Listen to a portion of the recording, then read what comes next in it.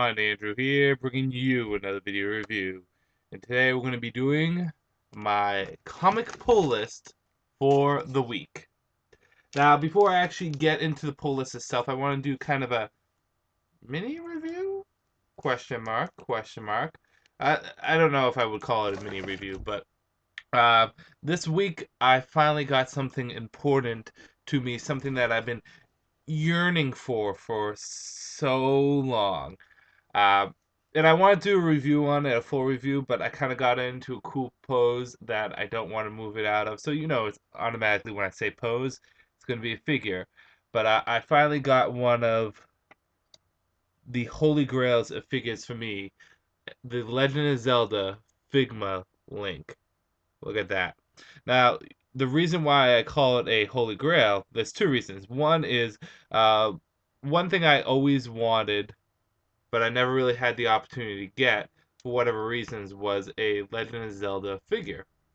I mean, I have some plush and I have some mini figurines and stuff along that lines, but when Ocarina of Time came out, I never got any of the figures for that, and then they just became redonkulously expensive. So what's the point of going out and buying them if they're redonkulously expensive? Uh, and I missed out on Twilight Princess figures because at that time I really wasn't collecting figures. I think that's the big thing is I didn't really get into collecting figures again until when I was 18 or so.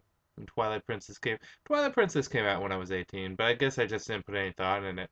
But when I saw the Figma Legend of Zelda figure for Link, Skyward Sword, I needed to get because Skyward Sword is my favorite game of all time, and Skyward Sword Link is my favorite Link, and the figure just looks absolutely amazing. So again, I'm not gonna really pose him or anything like that, or to play around with him at all. But he comes with like 10 hands, two faces, two hairstyles, um, a, a slashing effect for his blade. I actually recommend maybe checking someone else's video for a review of this, just because it is such a great figure. Comes with a stand, you can use it or not, and I have a funny story that goes with it because I wanted this figure so bad, so I went to BigBadToyStore.com and pre-ordered it there. First thing I ever did on Big Bad Toy Store.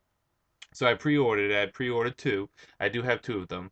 I have one in box and I have one that I display. I pre-ordered two of them, and I think they went for like 120 together. And I just waited the longest time. And it said be out in October. October came along, be out at the end of the fourth quarter, which means the end of December, really. And then suddenly it just got canceled, gone. For whatever reason, the figure was removed from the site, and I was livid. So I'm not going to use Big Bad Toy Store again because they didn't even give me an explanation for this. At the very least, if they gave me an explanation like, oh, there's too many orders for it and we had to remove it, fine, that's good, that's dandy. You gave me a reason. I understand that. I'll take my business elsewhere, but I'll come back to you. You're a good store. But guess what? They didn't do. They didn't tell me why. So I had to go to eBay to get two of these bad boys, and I finally got them. And it's just, I have to say, this is one of my favorite figures of all time. It just has great posability. And I don't really have it in a great dynamic pose, but this is the pose that I like. It comes with some great accessories, comes with the Master Sword and Hylian shield, and it just really is beautiful. So I wanted to show that off, put that down there. I wanted to show that off for a moment because it's just been something that I've been looking for and yearning for such a long time. And finally got it. I got two. I got one Minton box, which I put away. Usually from figures from series that I really like, I keep stuff Minton box. Like, for example, I have Justice League Batman figure, the new 52 one Minton box. The G.I. Joe 5 packs, both Joe 1 and 2 Minton box because I love the Snake Eyes from that 5 pack so much. I have the 15th anniversary Mighty Morphin Power Rangers Red Ranger, powered up Red Ranger and Green Ranger Minton box. I keep those there.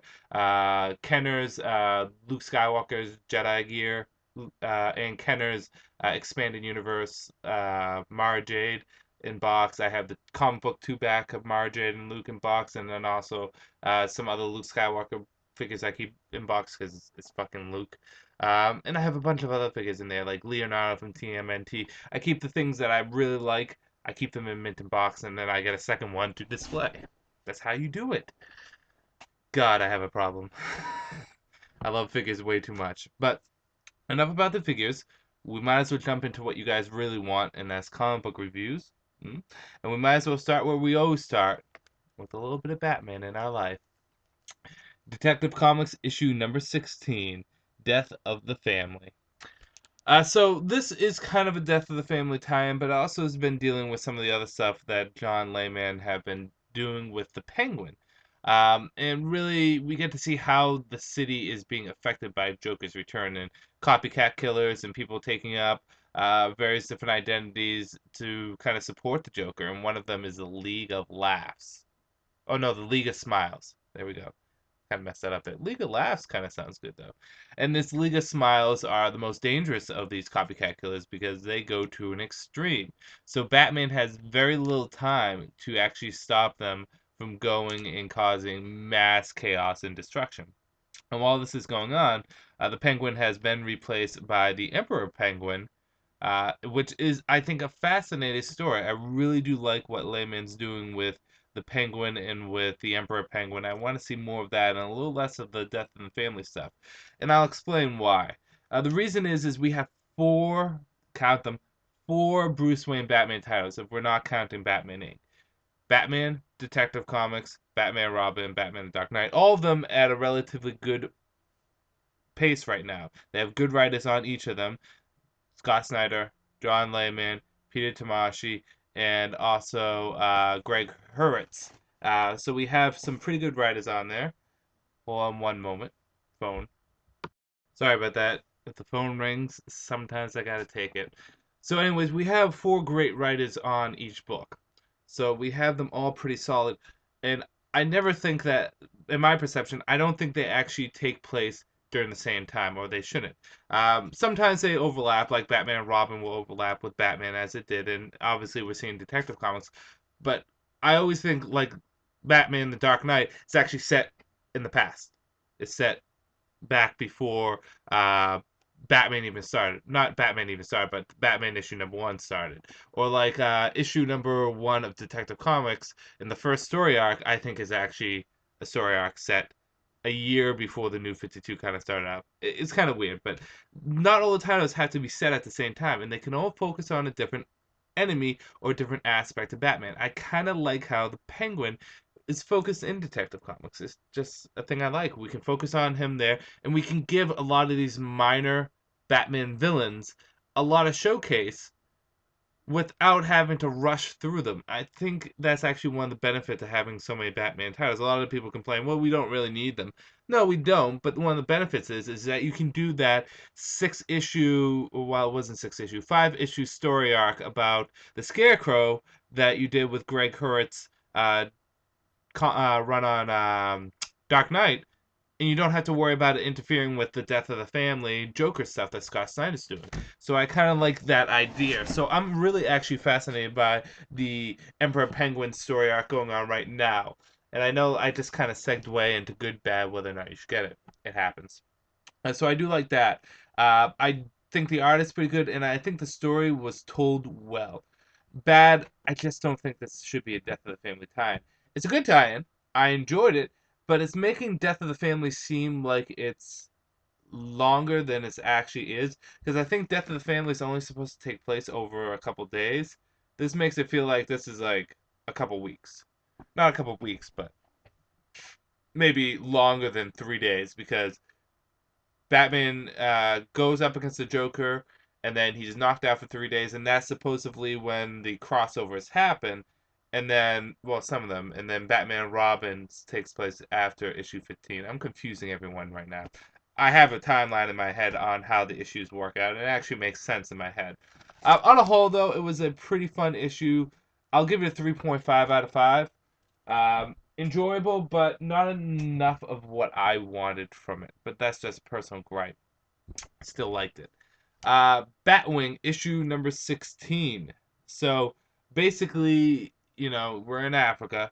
This is where Batwing is stationed, and we have corrupt crime lords in Africa, and they almost go by the name of warlords sometimes too. So basically, one of them is going around and causing trouble, and Batwing needs to stop him. But what happens when Batwing, a hero, a member of Batman Incorporated, goes up against a villain, not necessarily a villain, but a crime lord who can buy out any judge, who can buy out any cop and get away with it? What do you do? And that's something that troubles Batwing and something that he's going to have to maneuver around. Can the honest hero defeat the corrupt system? Just going to have to read and see. Good, bad, whether or not you should get it.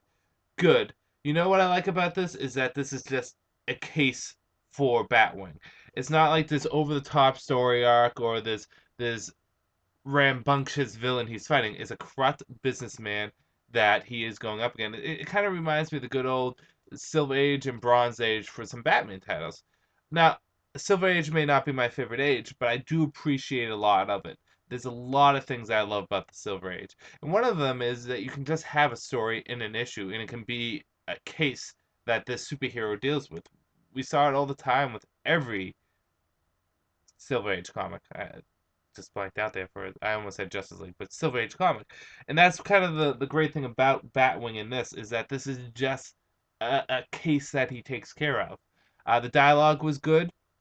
The portrayal of the villain, I think, was handled well, and the utilization of Batwing's intelligence, his suit, and his detective mind was handled very well. And I really do like the voice that is being used in Batwing here, because we no longer have Judd Winnick on the comic, but we still got that good voice for Batwing. So that's awesome. Bad, nothing really. Again, while this may not be part of some huge storyline or this big crossover or anything like that, it was a fun issue. And I will give it a 5 out of 5 because I really did like it a lot. Uh, Batwing's one of those titles that everyone kind of raised an eyebrow to when it first came out, but it's consistently been good and it's been consistently entertaining me. How can you go wrong with that? Next is a new series that I did not know was coming out until I saw it on the shelves.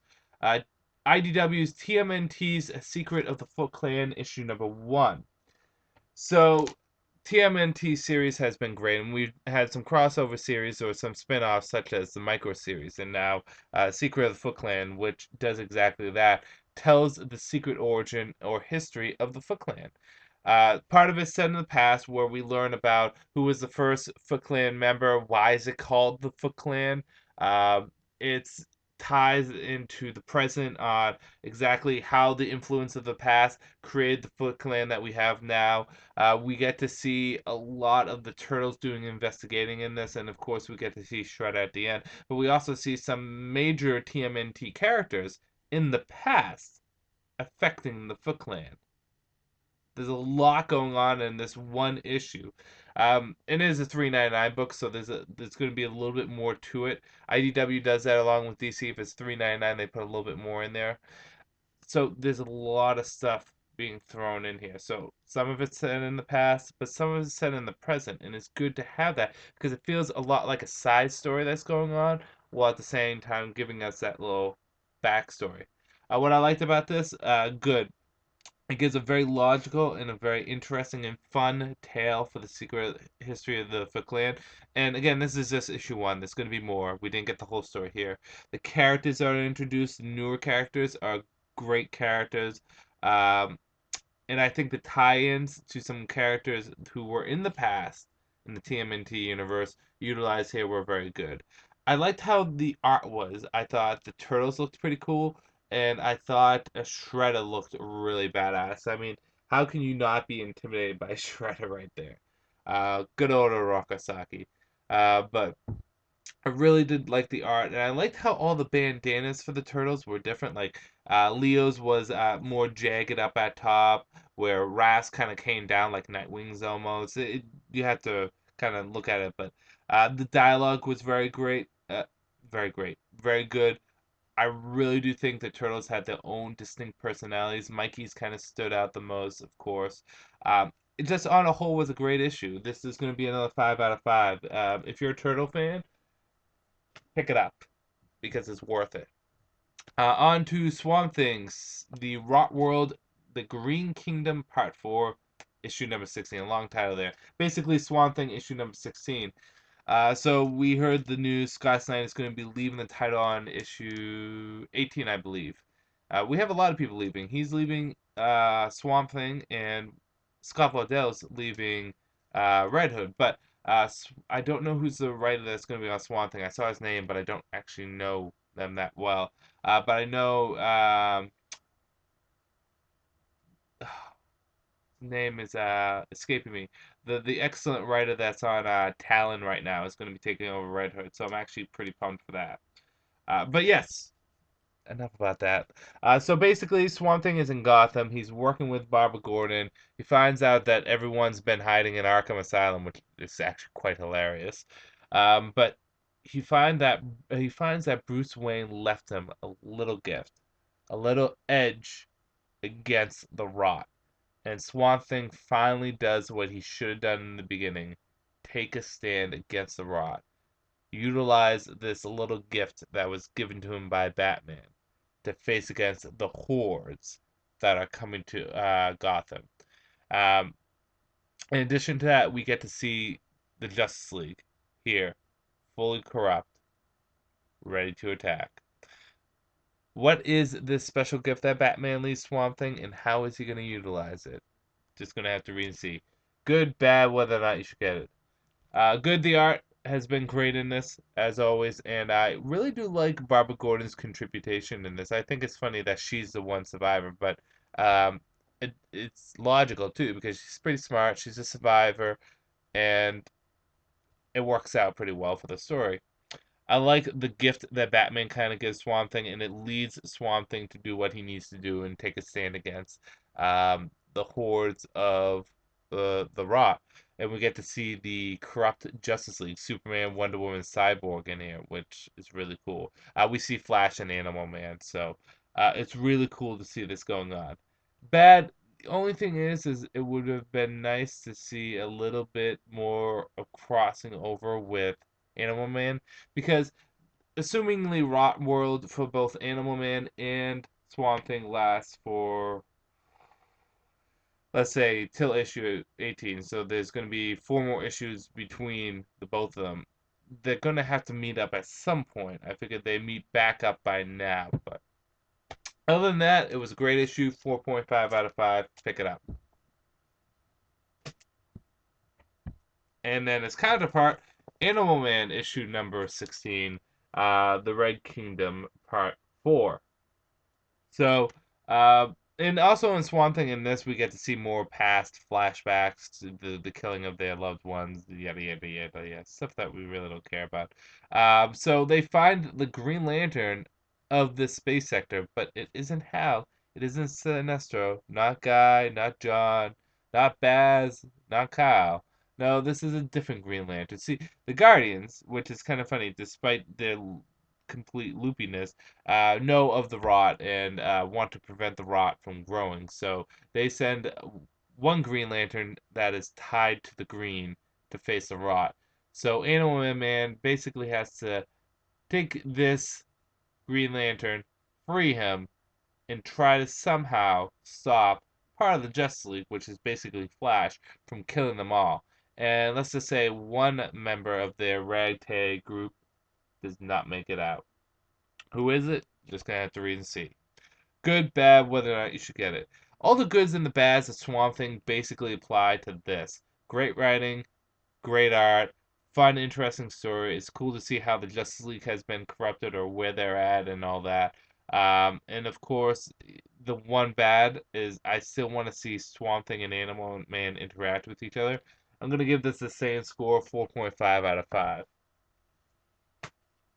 On to Buffy Season 9, issue number 17. Welcome to the team, issue 2. And this is continuing the Illyria crossover. Now, this is something I was particularly excited about.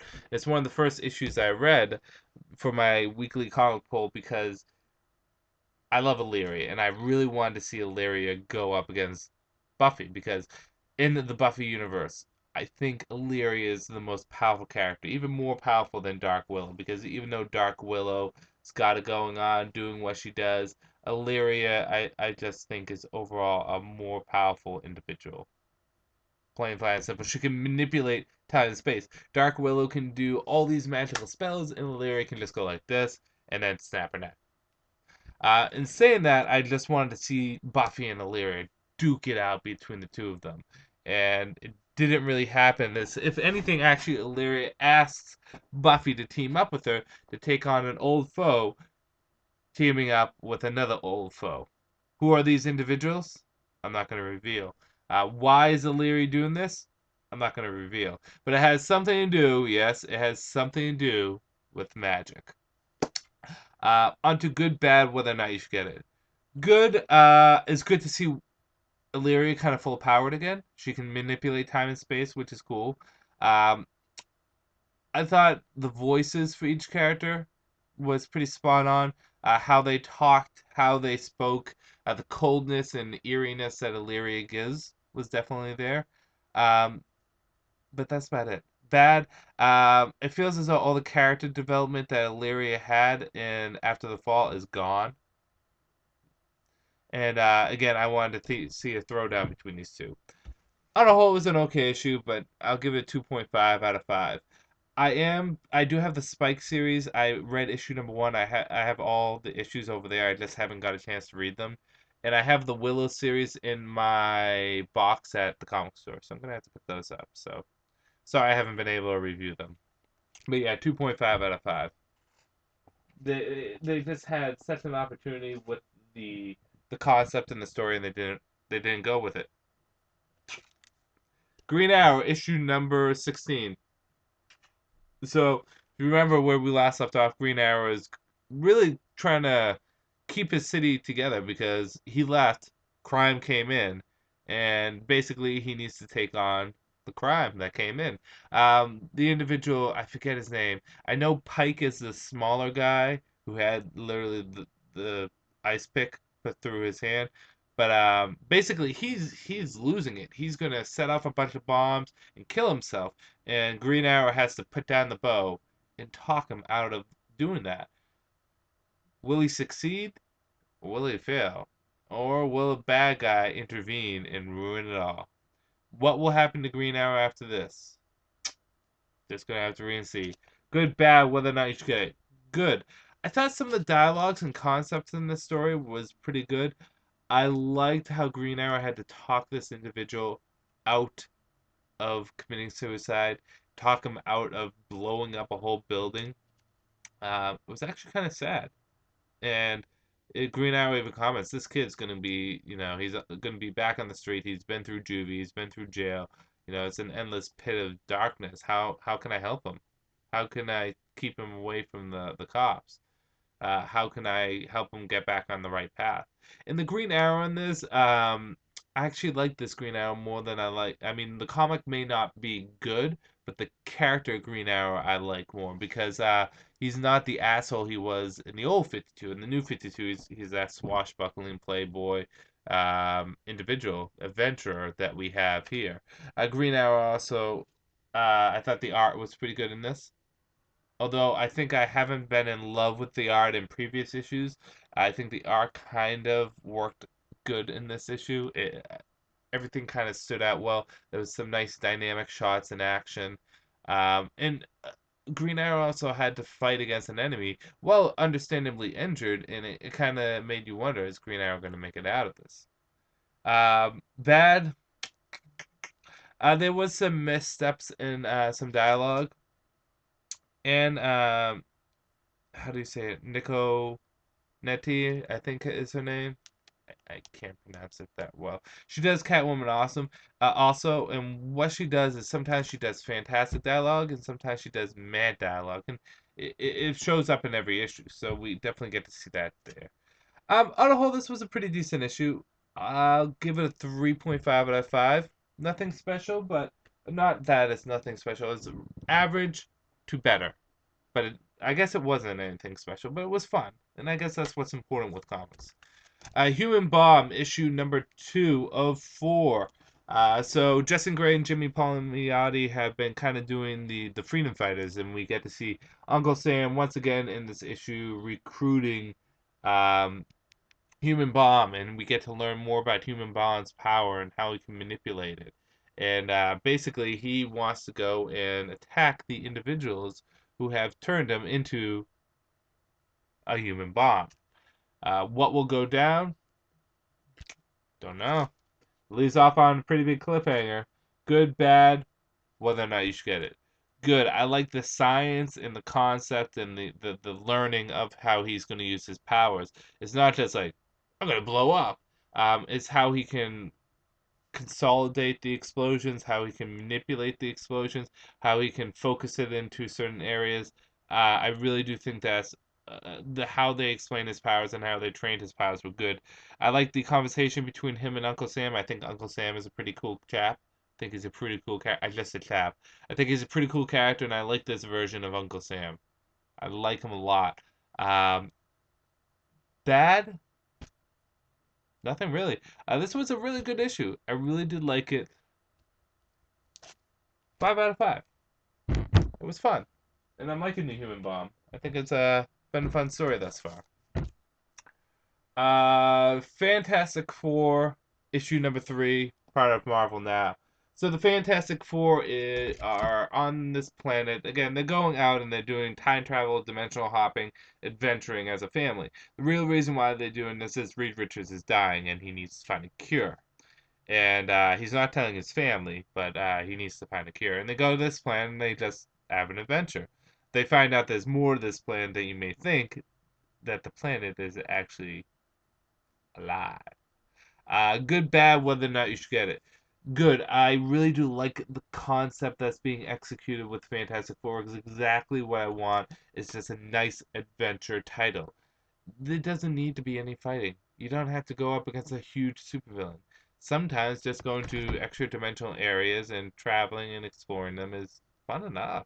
And it really does a good job at hitting it on the head of doing that fun extra dimensional traveling. Um, I loved. I think Reed Richards was definitely in character in here in that he's dying and he's keeping this from his family to protect them, but he's dying. But he's also fascinated by what's killing him. And that's the scientist in him that's definitely showing. It kind of harks back to the Marvel Zombies when he infects the Fantastic Four and himself because he's so fascinated by this disease, but he's fascinated by what's killing him, and he's not worried per se. I think the only time Reed would ever get worried is if his loved ones are in danger, but for himself and his well-being, he's actually curious about what's killing him. And I think that's fascinating. Bad Zilch. Great issue, 5 out of 5. Really do like Fantastic Four this week. Pick it up. Sorry, my contact is kind of getting a little loopy on me. Green Lantern Annual issue number 1, and this is kind of a tie-in to or a lead into Threshold. Basically, the Guardians have to, well, Kyle Rayner goes for training with the Star Sapphires, while Carol, Aquilo, and I said Skywalker, Saint Walker kind of go to this planet to try to get smuggled into Guardian territory. But shit goes wrong, and they're on an alien planet, and basically they have to deal with the shenanigans and tomfoolery and the betrayal of this Green Lantern character. Will they get out? Probably not. But you're gonna have to read and see. Good, bad, whether or not you should get it.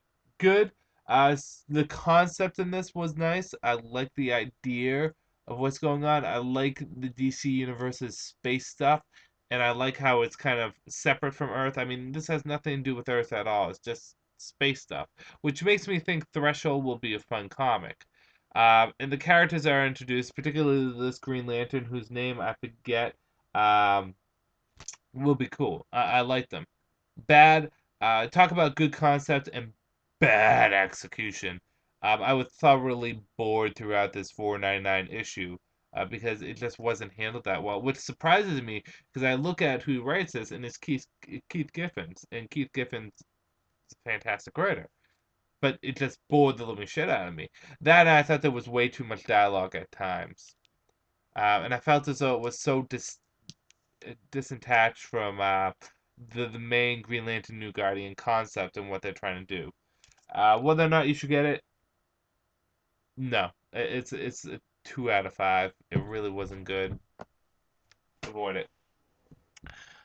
Huntress and Power Girl, the world's finest. I'm still picking this up. Just can't get rid of it. Basically, Huntress, what happens when she becomes the hunted, and Power Girl has to go up against some dangerous foes. While this is going on, one of the big DC superheroes kind of is starting to catch on to their existence in the DCU. I'll give you a hint.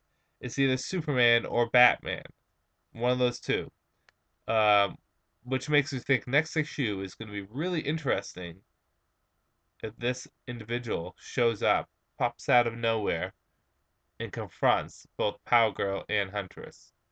Good, bad, whether or not you should get it. And the dialogue is pretty spot on. I thought the first few pages, particularly with Huntress having to fight for her life, was pretty good, showing that, as good as Huntress is, she gets shot. She's going to be weak. She has to take on these villains, and she does the best she can.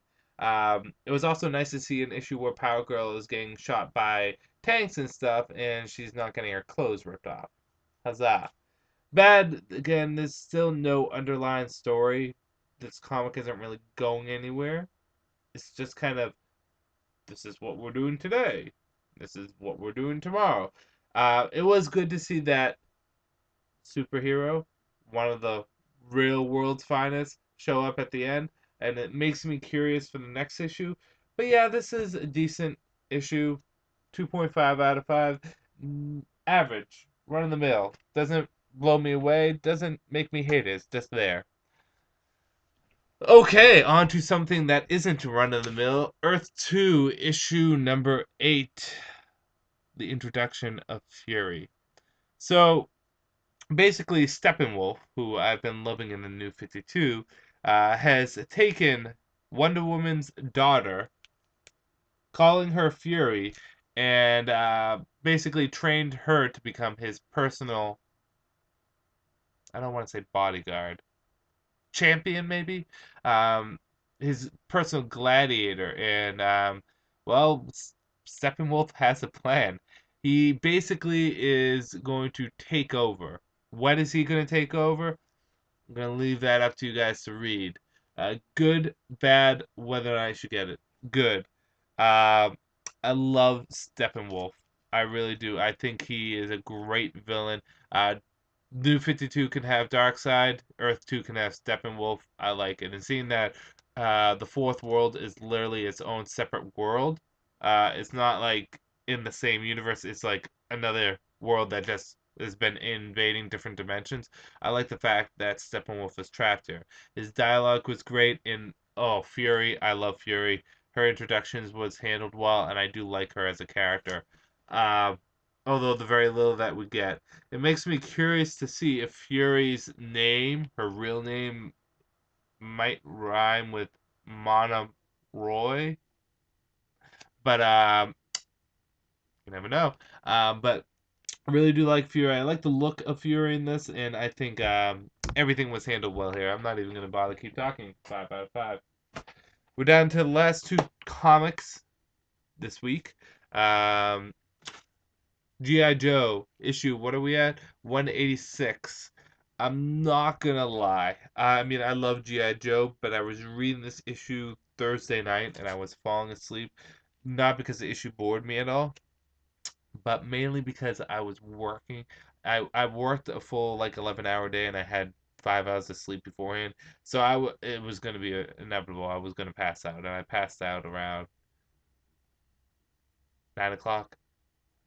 Um, from what I can remember, shit is about to hit the fan. Basically, everything is falling apart in the G.I. Joe universe, and the Joes are kind of caught in the middle, and they don't even know what's going on. Whether it's with Destro, I almost said Sinestro. Whether it's with Destro, Cobra Commander, Zartan, or Dark Lord, it doesn't really matter. It's the whole G.I. Joe universe is kind of crumbling apart. Will the Joes be able to survive? Some of them won't, and some of them might actually be bad. Good, bad, whether or not you should get it. I like how things are kind of being tied together with G.I. Joe. Some minor story elements are kind of being pulled together, and I do like how Larry Hammond has been utilizing lesser known Joes. Bad, I feel as though while you're utilizing some lesser known Joes, at the same time, Scarlet and Duke have just been standing there the whole time. They haven't really done anything in, oh God, like 10, 15 issues. And I have been missing my good friend Snake Eyes, my boy. Um, this wasn't a bad issue. It just wasn't exciting, despite the fact that it should have been exciting. 2.5 out of 5. And lastly, this week we will end off with Action Comics issue number 16. The second death of Superman. So basically, this makes reference to the death of Superman without actually full on saying it happened. We have a statue of Superman in the park. They reference Doomsday happening, but not actually the creature Doomsday, but the day Superman died, Doomsday. They leave everything very vague. Grant Morrison likes to do that. He either throws out continuity in your face, or he likes to dangle it right there when you're thirsty and you need some water. Um, and basically, we get the introduction of Super Doomsday, which is that deadly beast right there that is ripping Superman apart. Uh, with only really one issue left, can Grant Morrison tie everything together, or will he not? Because it's a 50-50 right now. Good, bad, whether or not you should get it. Good. I like the fact that they're tackling the death of Superman. It's a big thing in Superman's history that should be tackled. And I think the look of the villain, Super Doomsday, is actually pretty cool. Bad is I just don't know what's going on in this issue. And in addition to that, I mean, with the whole Superman killers and hunters or whatever they call squadron, that's fine. But it's like they had the Legion of Superheroes in the beginning. Really didn't work out in the main story, and then they had a backup, but the backup I didn't care about. I just don't care about the Legion. I think they were poorly utilized in this, and um, things were a little too vague with the death of Superman. They should have been a little bit more open and out there. Again, you never know because Grant Morrison has the ability to take a story and just tie it all together towards the very end. And sometimes he doesn't. Sometimes it just falls apart, but we'll have to see. On a whole, I'm going to leave this at a question mark. Well, I'll give it a 3 out of 5. It was an okay issue, but okay is about it. Um, could have been better, could have been worse. It's kind of just there. But I do like how they try to reference Superman history. So that is the comics for this week. Okay. I might as well do my comic pick of the week. Let me just go through these real quick. It really comes down to either Fantastic Four or Teenage Mutant Ninja Turtles, Secret of the Foot Clan. I'm gonna have to give it to TMNT, Secret of the Foot Clan. I thoroughly enjoyed this issue. It was really fun and definitely something that I recommend all TMNT fans to pick up. There's nothing in the way of comic book news other than those writers changing up. I can't really think of anything else. I showed you Figma link. Yeah, that's about it. So I'm going to end this video here. This is Andrew saying, peace out for now.